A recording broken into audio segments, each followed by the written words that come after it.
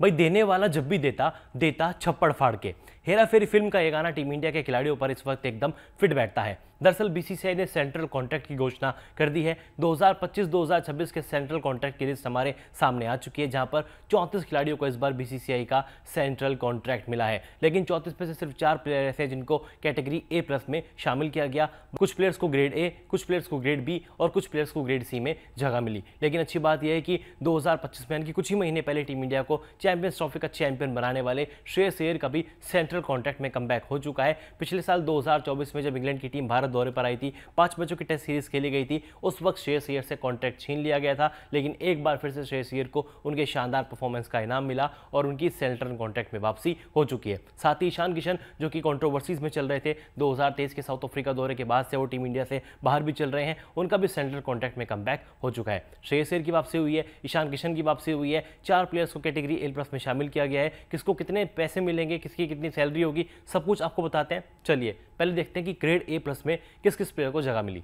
Category A plus की बात करें तो इसमें कप्तान रोहित शर्मा को जगह मिली है, साथ ही पूर्व कप्तान विराट कोहली, स्टार तेज गेंदबाज जसप्रीत बुमराह और स्टार ऑलराउंडर रविंद्र जडेजा को ए प्लस में शामिल किया गया है। साथ ही अगर ग्रेड ए की बात करें, इसमें तेज गेंदबाज मोहम्मद सिराज, विकेटकीपर बल्लेबाज केएल राहुल, ओपनिंग बल्लेबाज शुभमन गिल, ऑलराउंडर हार्दिक पांड्या, तेज गेंदबाज मोहम्मद शमी और विकेटकीपर बल्लेबाज ऋषभ पंत के नाम शामिल है। ग्रेड बी की बात करें, टी20 के कैप्टन सूर्य कुमार यादव, कुलदीप यादव, अक्षर पटेल, यशस्वी जायसवाल और श्रेयस अय्यर को ग्रेड बी में जगह मिली है। और ग्रेड सी की बात करें, इस लिस्ट में रिंकू सिंह, तिलक वर्मा, ऋतुराज गायकवाड़, शिवम दुबे, रवि बिश्नोई, वॉशिंगटन सुंदर, मुकेश कुमार, संजू सैमसन, अर्शदीप सिंह, प्रसिद्ध कृष्णा, रजत पाटीदार, ध्रुव जुरेल, सरफराज खान, नीतीश कुमार रेड्डी, ईशान किशन, अभिषेक शर्मा, आकाशदीप, वरुण चक्रवर्ती और हर्षित राणा को शामिल किया गया है। यानी कि ग्रेड सी में सर्वाधिक प्लेयर्स हैं। अगर इन चारों कैटेगरी की सैलरीज की बात करें तो ए प्लस में मिलेंगे 7 करोड़ रुपए हर साल सालाना। रोहित शर्मा, विराट कोहली, जसप्रीत बुमराह और रविंद्र जडेजा को बीसीसीआई की ओर से सालाना 7 करोड़ रुपए मिलने वाले हैं। ग्रेड ए की सैलरी की बात करें तो 5 करोड़ रुपए, ग्रेड बी 3 करोड़ रुपए और ग्रेड सी के खिलाड़ियों को 1 करोड़ रुपए सालाना मिलेगा।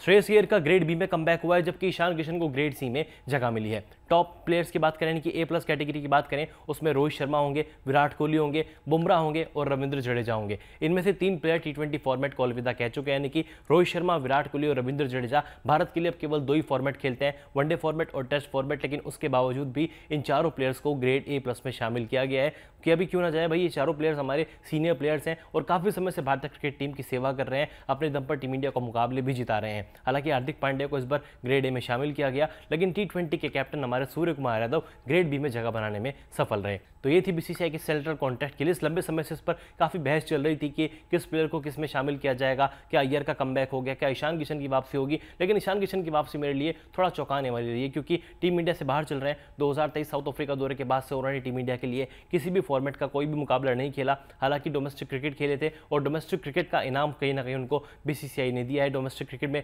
बुच्ची बाबू टूर्नामेंट भी खेला, दिलीप ट्रॉफी भी खेली, रणजी ट्रॉफी भी खेली, विजय हजारे ट्रॉफी, मुश्ताक अली ट्रॉफी, हर एक ट्रॉफी में खेलते हुए नजर आए और फिलहाल आईपीएल में हैदराबाद की टीम का हिस्सा है। अच्छा परफॉर्मेंस, ठीक ठाक परफॉर्मेंस कर रहे हैं। पहले मैच में 100 भी आया था, लेकिन उस 100 के बाद उनकी फॉर्म कहीं ना कहीं डिप हुई है। लेकिन अच्छी बात यह है कि अब सेंट्रल कॉन्ट्रैक्ट में उनका कमबैक हो चुका है, तो कहीं ना कहीं ये आने वाले मैचेस में उनकी बैटिंग को कॉन्फिडेंस देगा कि वो सेंट्रल कॉन्ट्रैक्ट में कमबैक कर चुके हैं। क्या पता उनकी जो सोई हुई फॉर्म है वो भी जाग उठे, वो भी चमक उठे। उम्मीद है कि ईशान किशन का बल्ला आईपीएल में अच्छा परफॉर्मेंस करता हुआ नजर आएगा, गरजता हुआ नजर आएगा। ये थी बीसीसीआई के सेंट्रल कॉन्ट्रैक्ट की लिस्ट। किस प्लेयर का नाम आपको चौंकाने वाला लगा कि इसको ग्रेड ए में नहीं, ए प्लस में होना चाहिए था, इसको बी में नहीं, सी में होना चाहिए था, सी वाले को बी में होना चाहिए था? कमेंट कर जरूर बताएं। वीडियो पसंद आया तो लाइक, कमेंट, शेयर करना बिल्कुल ना भूलें। और आपको बता दें कि आईपीएल 2025 के बाद टीम इंडिया का जो अगला असाइनमेंट होगा, या फिर ये कह लीजिए कि अगला सीजन की जो शुरुआत होगी, वो इंग्लैंड टूर के साथ होगी। 20 जून को टीम इंडिया इंग्लैंड के खिलाफ पहला टेस्ट मैच खेलती हुई नजर आएगी। इंग्लैंड दौरे पर टीम इंडिया को 5 टेस्ट मैच खेलने हैं।